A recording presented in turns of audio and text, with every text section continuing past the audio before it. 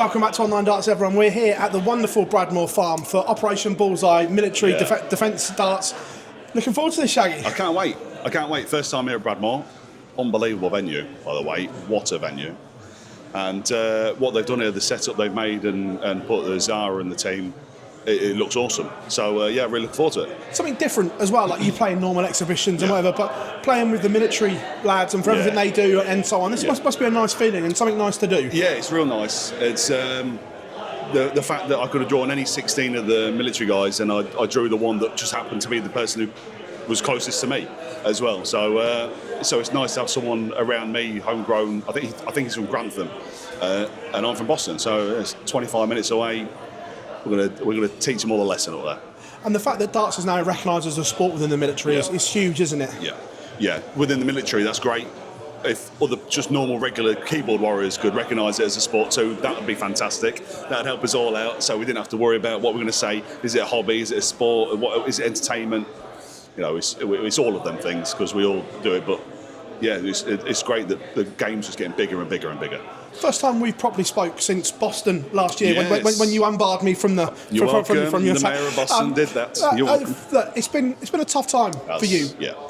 But you seem to have come out the other end. Are you in a good headspace now with your game and everything? Man. Yeah, it's been a weird 12 months more than anything. Obviously, I started a shop up last year and ended up having to give that up because I realised that was taking so much of my free time that I didn't have as much time to practice, as much time to, it's not my job, it was my hobby, right? So I've made darts my hobby as well as my job, which is probably not the best thing to do. But I'm coming at the end of it, the back end of it, it's been tough to try and get through everything. Mentally it's so difficult, mentally.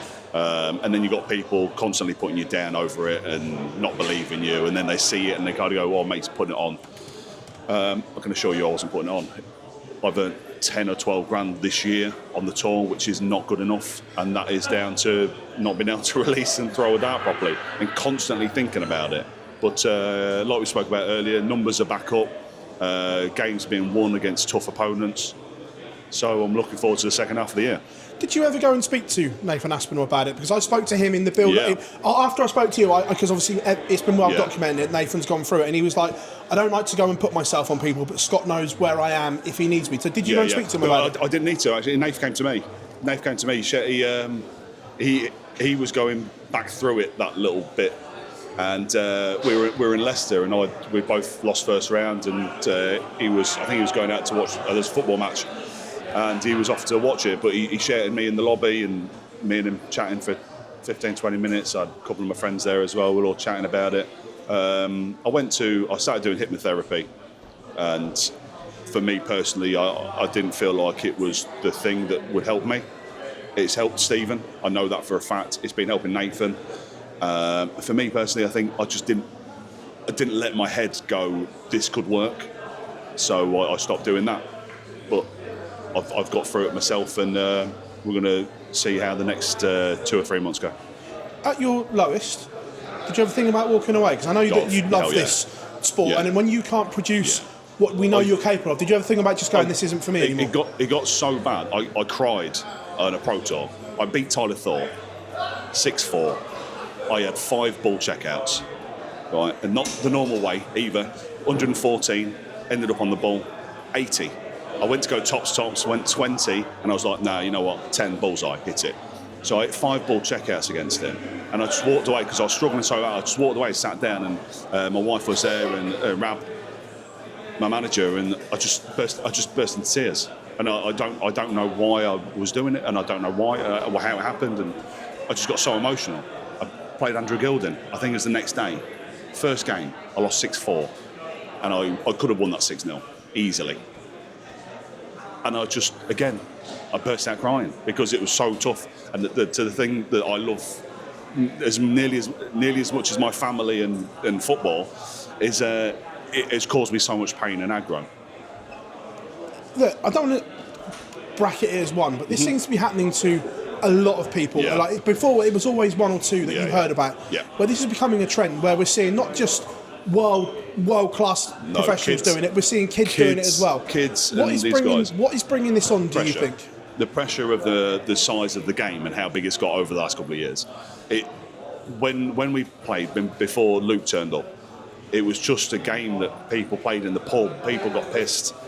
People went and chucked darts, and we had a good time. And then it just happened to be a sport that everyone loved to watch at Christmas.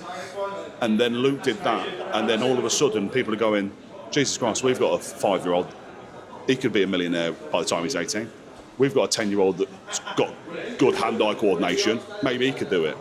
And even there's a couple of lads close to me that I sponsor, and they've been going through it because they're being put under so much pressure locally because they're 14, 15, 16 to go out and do big things so quick. It's just affecting everyone. And even myself, I'm expected to win. It's my family, it's my living, it's what I earn my money from. And if I don't win, I don't take home money. I went through 3 months, I think it was. I went 12 Pro Tours without winning a game. And that was the first ever time I've done that. And that was so difficult. Luckily, I've got sponsors and stuff like that, and I've got other money coming in from other revenues. But it's like, how am I meant to survive if I can't throw this dart? And that's something that's pushed me, like the motivation to do stuff for them has really helped. Can you pinpoint your exact turning point where you went, I'm through this?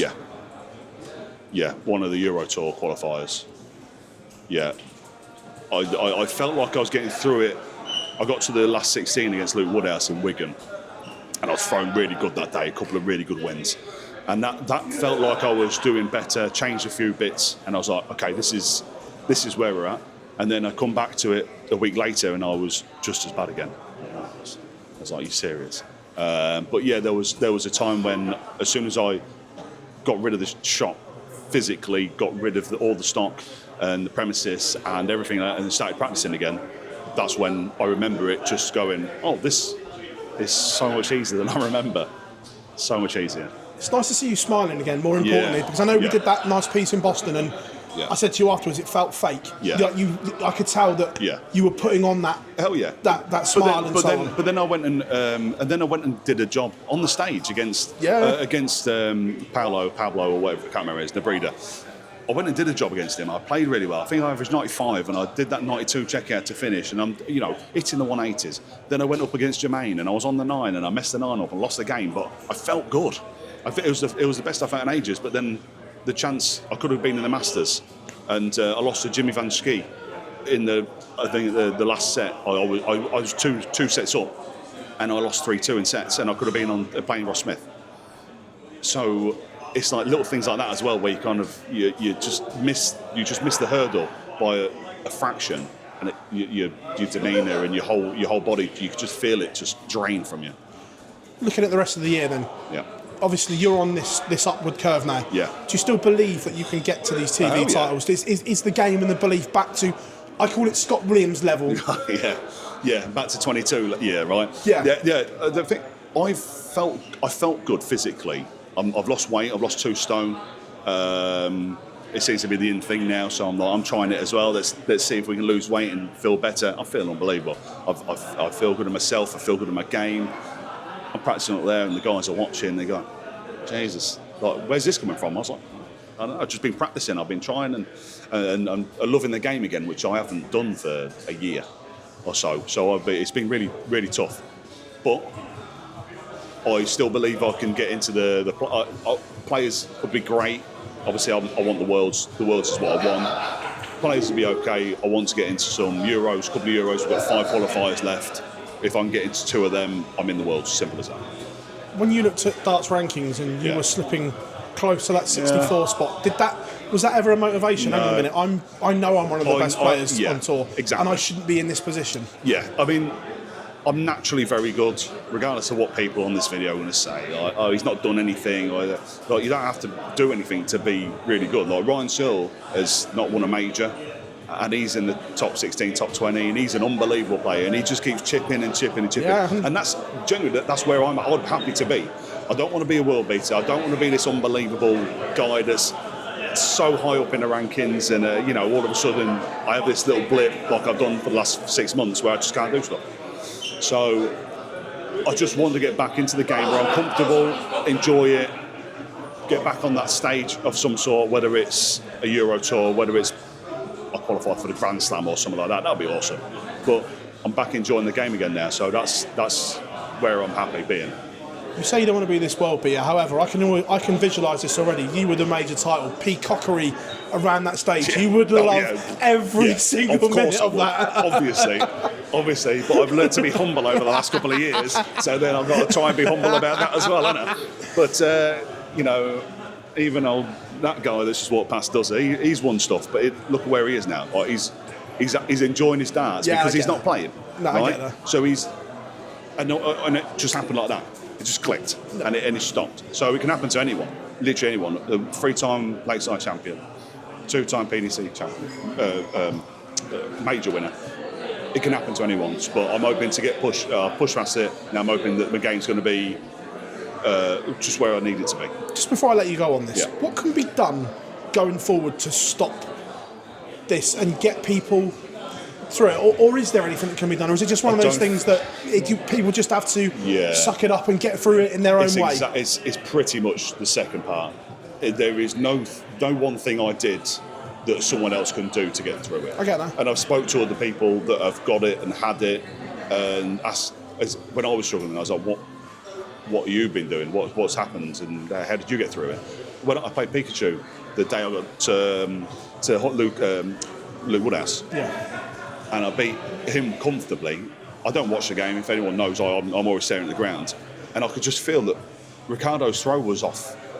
And then I asked him afterwards. I was like, "Okay, it just doesn't seem right." And he pushed it away and said, "No, I'm just trying some new equipment and trying some new stuff." I was like, "Fair enough." I watched the game back and see he was struggling as well. So I just had a chat with him afterwards, and I was like, "You'll be fine. You'll get through it when it's ready. Like, you're too good. He's so good."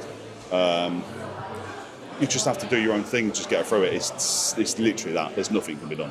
It's great catching up with you, and I appreciate the honesty as always, my friend. Thank you very much. Cheers, you know that. Cheers, bro.